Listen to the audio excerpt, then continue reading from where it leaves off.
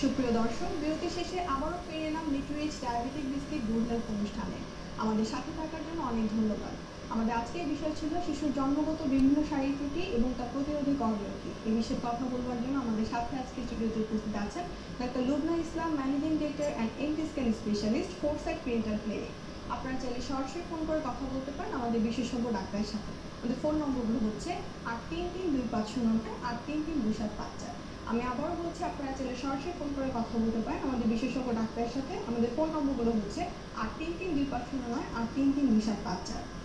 Madam, যে বিষয়টিতে আমরা ছিলাম, যে আমরা শিশুর জন্ম নিশ্চিত হওয়ার পরে অনেক লক্ষণ বা উপসর্গ দেখে হয়তো বা বুঝতে পারি যে তার ডাউন সিনড্রোম বা কোনো জন্মগত ত্রুটি হয়েছে, যেটা ফিজিক্যাল নয় বা ক্রোমোজোম। কিন্তু জন্ম হওয়ার পূর্বে বা গর্ভকালে কোনো মা কি জানতে পারবে কোনো টেস্টের মাধ্যমে যে তার ডাউন সিনড্রোম বা কোনো ক্রোমোজোমাল ডিফেক্ট নিয়ে বাচ্চা জন্মাচ্ছে কিনা, বা জানার কি কোনো রকমের টেস্ট কি আছে আমাদের দেশে? সেটাই হচ্ছে গিয়ে NT scan, NT for nuclear translucency scan. এই টেস্টটা করা হয় শুধু আমাদের দেশে এখনও রুটিনলি করা হচ্ছে না, কিন্তু দুনিয়ার সব, এমনকি ইন্ডিয়াতেও, এমনকি আমাদের যে সমস্ত ওয়েস্টার্ন কান্ট্রিজ, তো মুসলিম স্টেট যেগুলো মিডল ইস্ট কান্ট্রিজে, ওখানেও করা হয়। সেটা হচ্ছে অ্যাজ আ রুটিন এক্সামিনেশন। মানে আমরা একটি গর্ভবতী মাদেরকে যে স্ক্রিনিং টেস্টগুলো দিই, যে আপনি এই টেস্টগুলোর মধ্যে দিয়ে যাবেন, সেক্ষেত্রে বাংলাদেশে এটা এখন ইনক্লুডেড না, কনসেপ্টটা একটু বাংলাদেশের জন্য নতুন, যদিও দুনিয়ার জন্য কনসেপ্টটা ইজ প্রিটি ওল্ড, বেশ অনেকদিন ধরেই প্র্যাকটিস করা হয়। টেস্টটাই হচ্ছে এনটি স্ক্যান। এটা করা হয় বিটুইন 11 থেকে 13 সপ্তাহ 6 দিন প্রেগনেন্সি, তার মানে প্রথম 3 মাস যদি আমরা বলি, হ্যাঁ, মানে 2.5 মাসের পরে এবং 3 মাস কমপ্লিট হওয়ার আগে। এই যে মাঝখানে এই সময়টা একদম স্পেসিফিক, কারণ এই সময়টার মধ্যে যে টেস্টটার মধ্যে যে কাজটা করা হয় সেটা হচ্ছে যে মায়ের রক্তে 2টা হরমোন লেভেল দেখা হয়। এই টাইমে ওই হরমোন লেভেলগুলো sensitive for the test.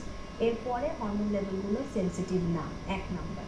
2 number, এই টাইমে শিশুর এই যে ভ্রূণ, যেটা আর কি এমব্রায়ো, যেটা ছোট বাচ্চাটা যেটা ডেভেলপ করছে, তার ঘাড়ের পিছনে ফ্লুইডের একটা থিকনেস মেজার করা হয়, ট্রান্সলুসেন্সি যেটা বলি, আলট্রাসোনোগ্রামের মাধ্যমে। তাহলে আমরা 2টা করলাম, একটা মায়ের রক্ত পরীক্ষা করলাম, একটা বাচ্চার আলট্রাসোনোগ্রাম করলাম। কমপ্লিটলি নন ইনভেসিভ, কোনো কাটাছিড়ার কোনো ব্যাপারই নাই। তার মানে তারপরে যে এই সময়টি হচ্ছে 2.5 থেকে 3 মাসের মধ্যে, 2.5 মাসের পরে 3 মাসে হচ্ছে মার এই আলট্রাসাউন্ডের সাথে মার হরমোন টেস্ট করা হচ্ছে। হরমোনগুলো ম্যাডাম, হরমোন হচ্ছে 2টা, একটা হচ্ছে প্রেগন্যান্সি অ্যাসোসিয়েটেড প্লাজমা প্রোটিন এ, প্যাক এ ছোট করে বলা হয়, আর একটা হচ্ছে ফ্রি বিটা এইচসিজি, আর আরেকটা আমরা করলাম হচ্ছে একটা মার আলট্রাসোনোগ্রাম। এই যে স্ক্যানিং বা নিউক্লিয়ার ট্রান্সলুসেন্সি স্ক্যানিং, এটার সাথে আমরা করব বিটা এইচসিজি, যেটা না free beta HCG. Beta HCG আর ফ্রি বিটা এইচসিজি, এইখানে কিন্তু ডিফারেন্সটা।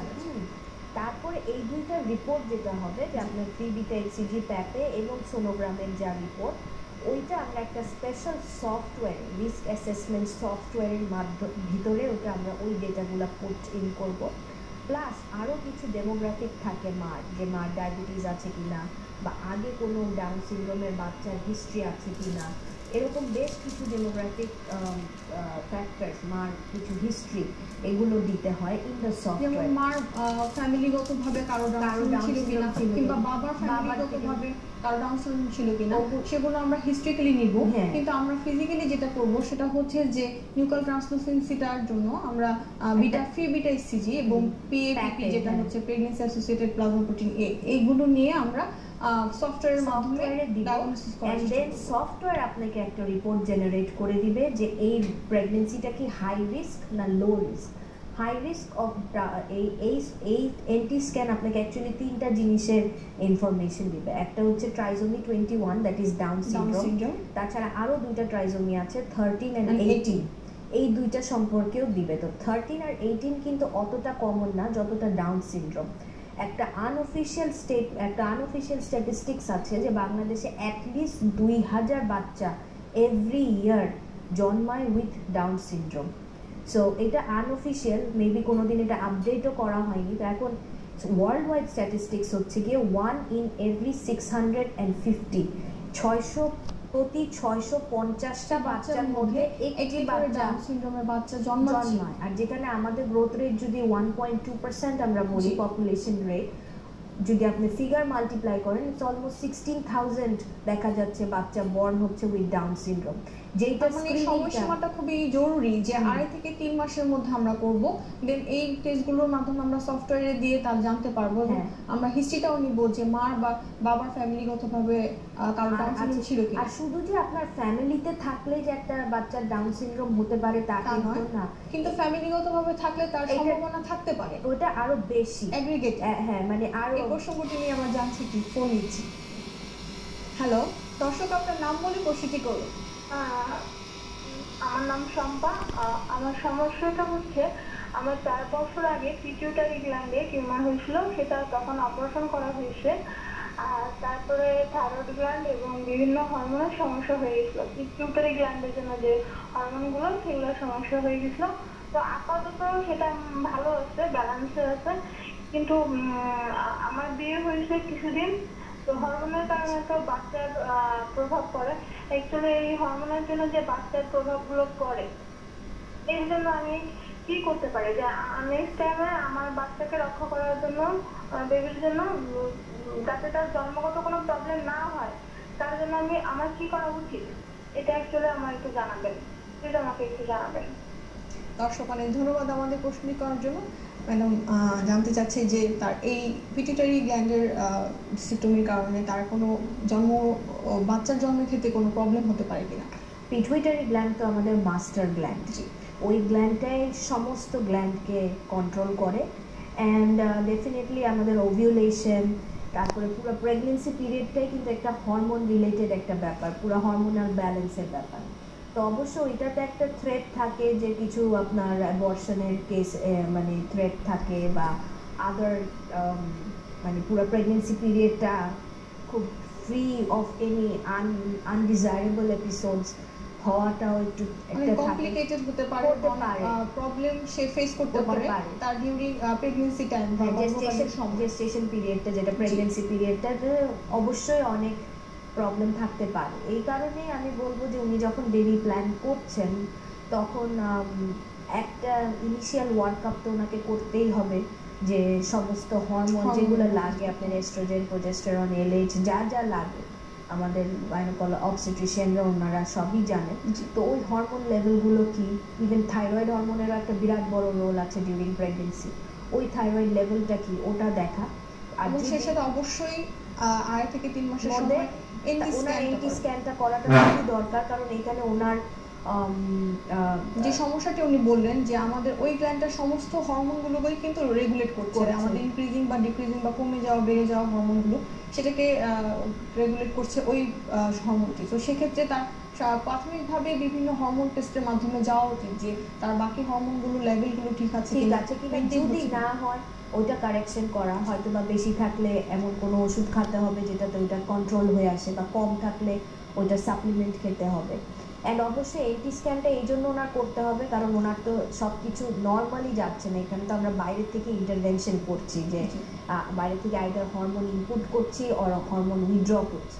তো এইখানে তো অবশ্যই, আর ওনার খালি একটু ধরেন মেডিকেল কন্ডিশন আছে বলে এনটি স্ক্যান, কিন্তু অ্যাকচুয়ালি যেটা আমি আপনাকে বলছিলাম যে আমাদের স্ক্রিনিং টেস্টে বর্তমানকালে যে ব্লাড টেস্টের সাথে আমরা আল্ট্রাসোনোগ্রাম দিচ্ছি, আদার যে স্ক্রিনিং টেস্টগুলো একটি গর্ভকালীন সময়টি গর্ভবতী মাকে দিচ্ছি, তার সাথে এনটি স্ক্যানিংটাকে ইনক্লুড করা উচিত। এনটি স্ক্যান এই জন্য ইনক্লুড করা উচিত যে এভরি ওমেন 5% তার চান্স থাকে, এভরি প্রেগনেন্সি 5% চান্স থাকে of delivering a baby with chromosomal abnormality. মানে আমার ফ্যামিলিতে কোনো ক্রোমোজোমাল অ্যাবনর্মালিটি বা ডাউন সিনড্রোম বা পাটাউস বা ক্লাইনফিল্টার্স, এই এডওয়ার্ডস, এগুলোর কোনো হিস্ট্রি নাই বলে যে আমি একদম কমপ্লিটলি রিস্ক ফ্রি তা না। আমাদের ইন্টারাপশনে যাচ্ছি যে এনটি স্ক্যানিং টেস্টটা তো একটু এক্সপেন্সিভ, যেহেতু আমরা একটা বাচ্চার ক্রোমোজোমাল ডিফেক্ট ডিটেক্ট করছি, সেক্ষেত্রে স্ক্রিনিং টেস্টের মধ্যে এটা ইনক্লুড করলে আমাদের বর্তমান প্রেক্ষাপটে, আমাদের বাংলাদেশের প্রেক্ষাপট যদি বলতে যাই, যে অর্থনৈতিক সমস্যাটা একটি বিরাট সমস্যা, সেক্ষেত্রে এরকম কি কোনো ব্যবস্থা করা যাবে যে ভবিষ্যতে যে এটার কস্টটা কিভাবে, অ্যাকচুয়ালি সেটাই আমি আপনাকে বলি যে আমাদের দেশের শক্তি কিন্তু আমাদের পপুলেশন। পেশেন্ট। জি। যখন আমি একটা টেস্ট একজনের উপরে করতে যাব, ওইটার যা কস্ট, ডেফিনেটলি যদি ওই টেস্টটা আমি একদিনে 10টা করি বা 20টা করি, অবভিয়াসলি আমার যে সমস্ত ফিক্সড কস্টগুলো আছে যে আপনার মেশিন রান করার জন্য, ওগুলো কিন্তু কমে আসে। অ্যান্ড যখন আপনার সাবস্ক্রাইবার বাড়বে তখনই কিন্তু আপনার প্রাইসটা কমানো খুবই ইজি হয়ে যায়।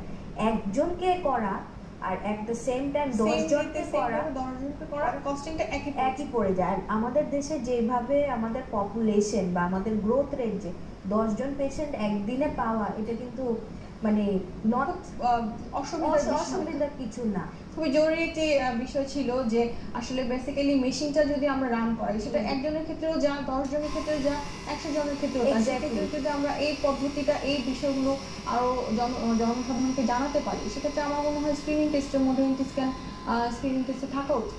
আর আরেকটা আমি যেটা বলবো, যে ধরেন আগে একটা টাইম ছিল যে 10-12 জন ভাই বোন ছিল, ওখানে ধরেন আপনার একটা ভাই বোন যদি অসুস্থ হয়, তাহলে বাকি ফ্যামিলির সবাই ভাই বোনরা কিন্তু তাকে টেক কেয়ার করবে। কিন্তু আমাদের লাইফটা এখন এত মেকানিক্যাল, এত ছকে বাঁধা হয়ে গেছে, এখন হয়তো বা আমরা একজন কি দুইজন বাচ্চা আমাদের হয়, এন্ড আমরা দেখা যায় যে মোটামুটি হাজবেন্ড ওয়াইফ দুইজনই কাজ করছে, কর্মক্ষেত্রে সবাই এখন ব্যস্ত। তো এখন যদি আপনার বাসায় যদি এরকম একটা স্পেশাল নিডের বাচ্চা থাকে, তখন আপনি ওটাকে কিভাবে অ্যাকোমোডেট করবেন? এই জন্য আপনি তো বাবা মা দুজনেরই চিন্তার বিষয়, সবচেয়ে বেশি সাফার হচ্ছে মা। কারণ মাই দেখা যাচ্ছে বেশিরভাগ সময় আমাদের দেশের প্রেক্ষাপটে বেশিরভাগ সময় কিন্তু মাই টেক কেয়ার করতেছে। বিদেশে হতে পারে 50-50, বাট ওইটা তো বলে লাভ নাই। আর যেটা আমি এটা বলবো, আরেকটা কথা আমি বলবো, যে আমাদের দেশে আগে হয়তো বা ডাউন সিনড্রোমের এত চর্চা ছিল না। এটা দুইটা কারণ হতে পারে, যে আগে মানুষ জানতোই না, আরেকটা হতে পারে যে আগের লাইফস্টাইল আর এখনের লাইফস্টাইল অনেক ডিফারেন্ট। যেমন আমি একটা জায়গায় একটা আর্টিকেলে পড়েছি যে it is still on the research, but এটা স্টিল একটা ফ্যাক্টর, যে আমাদের যেমন ফোন, তারপরে আপনি টিভি, কম্পিউটার, এগুলো তো এখন আমাদের নিত্যদিনের সঙ্গী। আমরা ঘুমাইলেও সামনে একটা ফোন নিয়ে ঘুমাই, কারণ এগুলো থেকে একটা রেডিয়েশন, এগুলোর একটা যে সমস্ত রেডিয়েশনগুলো আছে, এগুলো তো কনস্ট্যান্টলি আমাদের বডিতে যাচ্ছে।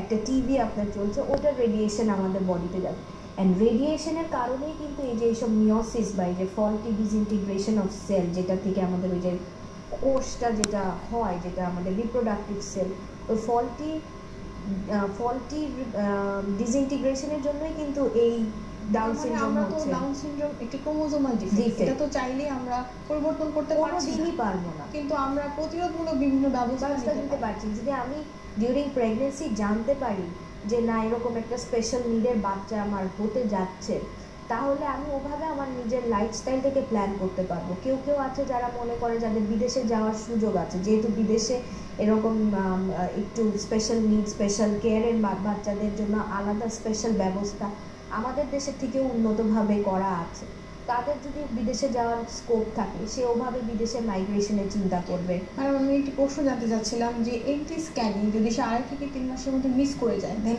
অন্য কোনো সময়ে কি আমরা এনটি স্ক্যানটা, এই প্রশ্নটিতে আসছে একটি ছোট বিরতি দিচ্ছি। সুপ্রিয় দর্শক, প্রতি পর্বের মতো এ পর্ব থাকছে কুইজ এবং তার উত্তর দিয়ে জিতে নিন আকর্ষণীয় পুরস্কার। আপনাদের জন্য আমাদের আজকে নির্ধারিত কুইজটি হচ্ছে এনটি স্ক্যানিং দ্বারা আমরা কি শনাক্ত করে থাকি। Option A jaundice, option B down syndrome, option C diabetes. সঠিক উত্তরদাতাদের জন্য থাকছে আমাদের আকর্ষণীয় পুরস্কার। সঠিক উত্তর পাঠানোর জন্য মোবাইলের মেসেজ অপশনে গিয়ে টাইপ করুন NGH স্পেস দিয়ে আপনার নাম, স্পেস দিয়ে সঠিক উত্তর, এবং তা পাঠিয়ে দিন 7171 নাম্বারে। প্রিয় দর্শক, নিউট্রিরিচ ডায়াবেটিক বিস্কিট গুড হেলথ অনুষ্ঠানের এই পর্যায়ে আবারও সময় নিয়ে এসেছে ছোট্ট একটি বিরতি নেবার। বিরতির পর